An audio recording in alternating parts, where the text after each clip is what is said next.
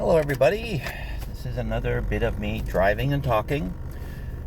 Maybe today I will see the driving pigs. Well, if I don't get hit from behind of these cars trying to also leave the parking lot. It's just going to be maybe, hopefully no more than 5-10 minutes of this, because I'm just running an errand. I was going to stay in and write and edit all day, but got a quick errand to run.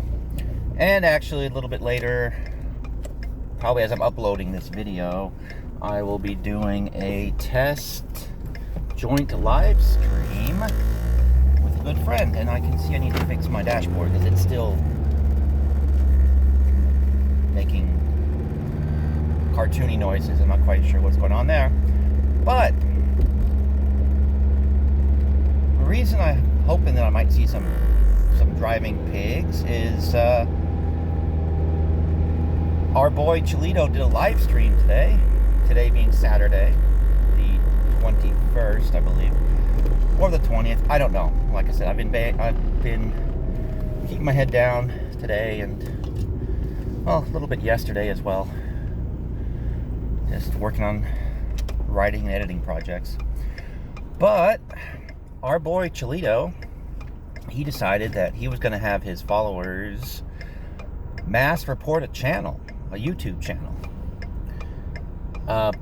because he didn't like the content of the channel and the attitude of the person running the channel.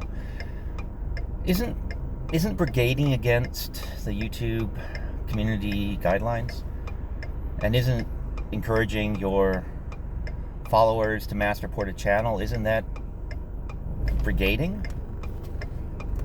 I mean, I could be wrong, but I'm pretty sure that it is.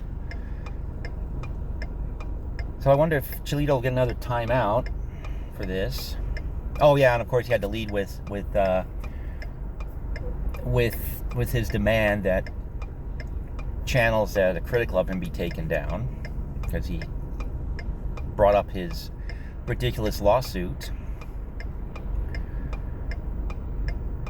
So, speaking of which, if you're watching this and you're like me, you're an actual member of the Masshole Report / Troll Mafia channel, have you received your personalized lawsuit yet? I mean, I'm still waiting for mine. I'm hoping it'll arrive eventually, because I'm feeling a little sad and brokenhearted that the most powerful force in the universe, the most game changer in the history of game changing, makes empty threats. Because everyone that subscribed to the Masshole Report channel was going to be sued. And then it was, every member of the Masshole Report channel was going to be sued. Still haven't been sued. Still waiting for it. And I'm at red lights as usual. But that gives me time to look for the driving pigs as I'm sitting at the red light. So yeah, if you're out there and you're a member of the Masshole Report channel or the Troll Mafia channel, which Chilito, genius that he is, still thinks that actually means literal mafia. Yeah, but if you've got your personalized lawsuit, please let me know, because I will be even more sad that I'm being left out of the cool kids club. Yeah. Oh, and speaking of being left out of the cool kid club, if you're watching this and you're in the role-playing game design business, or you're a fan of role-playing games and you've been watching the Wizards of the Coast debacle, have you had a look at the Open Gaming License 1.2 yet? gorgeous morality clauses.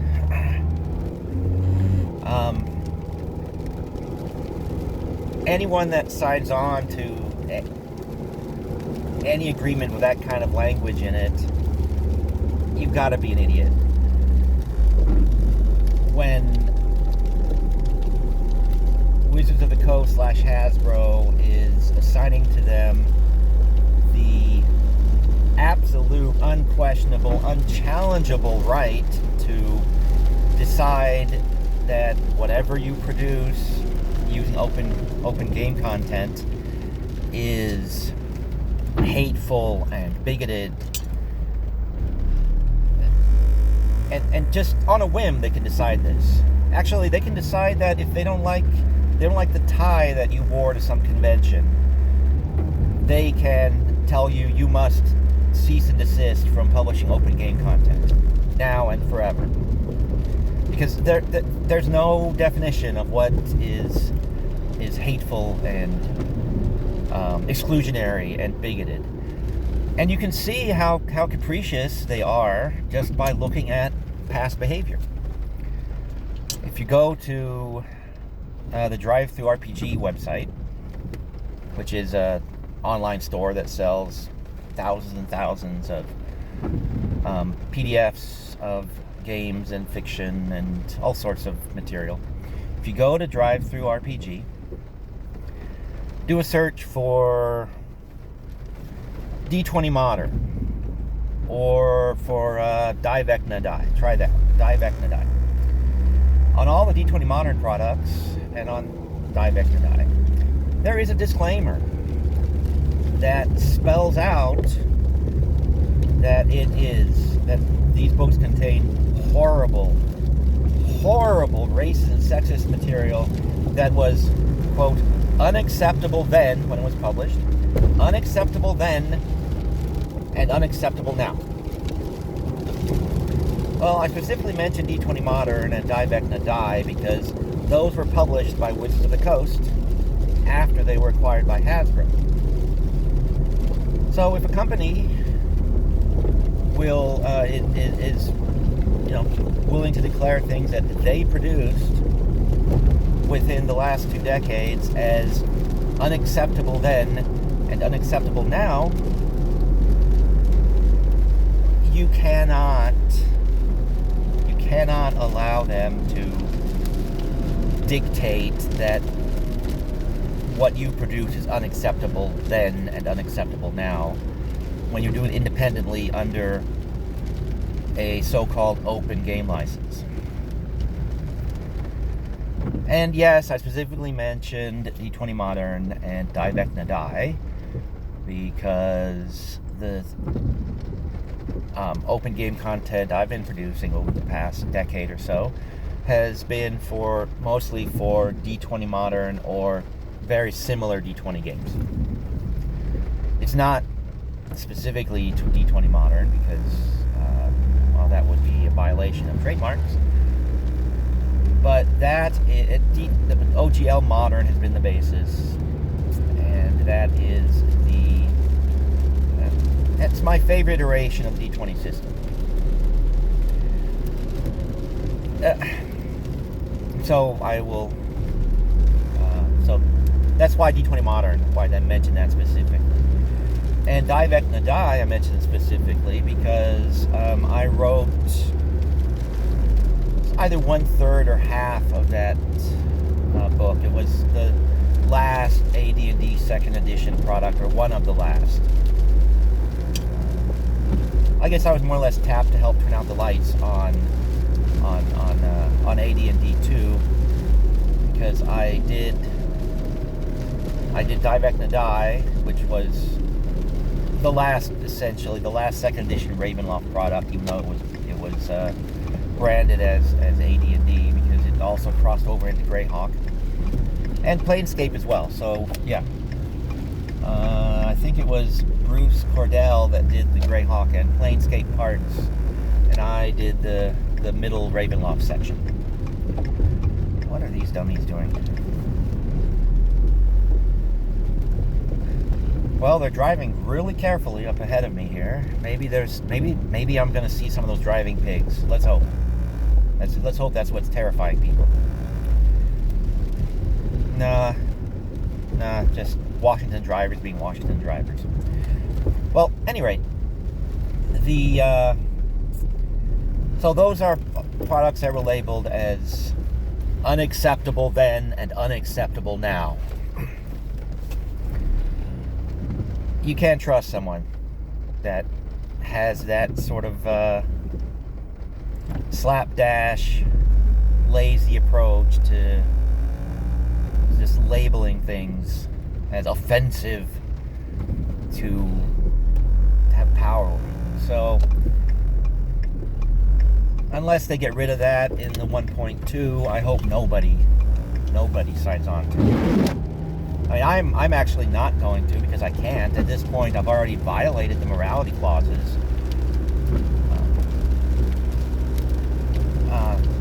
Because I'm saying bad things. So,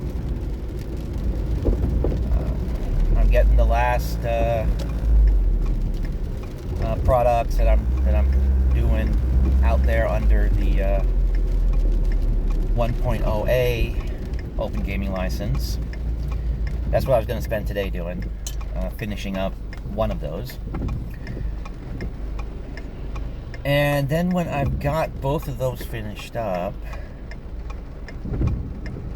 I have an apology product that I'm going to be doing, because one thing that this revision of the open gaming license has made me do, it's caused me to do some soul searching, especially when looking back at those labels, you know, right or wrong, on everything I did for TSR and Wizards of the Coast. It's unacceptable then, unacceptable now. You know, every word of it. I think. I mean, that's, the label is there, so it's got to be true. Or if it isn't, well, if it is true, clearly I have amends and apologies to make. Because everything I've done has been unacceptable then and unacceptable now, because it was done under the same standards that I did all the other stuff. So I have apologies to make, if it's true. So one of the products, oh, police car. Driven by a human. Damn it. No driving pigs, what the hell? Alright, well, back to what I was talking about. Well, maybe the driving pig is sitting in the back. I'll follow this police car for a bit and see, since we seem to be heading to the same place, or at least driving down the same road at the moment. Anyhow, so apology. I am going to be releasing a product that is compiling and revising a number of rules and game mechanics that were done to make D20 modern and D20 game in general less not acceptable now. So yeah, you'll hopefully it will appeal to all of the folks out there looking for inclusivity in their game products, because that is what this will be all about. There will be other things in there, so that sort of little touches that will allow you to make, oh, I forgot to close this entrance, allow you to make little sort of characters with minor superpowers and spell casting abilities and such. And the superpowers will all be geared toward explaining how it is, and actually a lot of the feats and things, explaining how it is that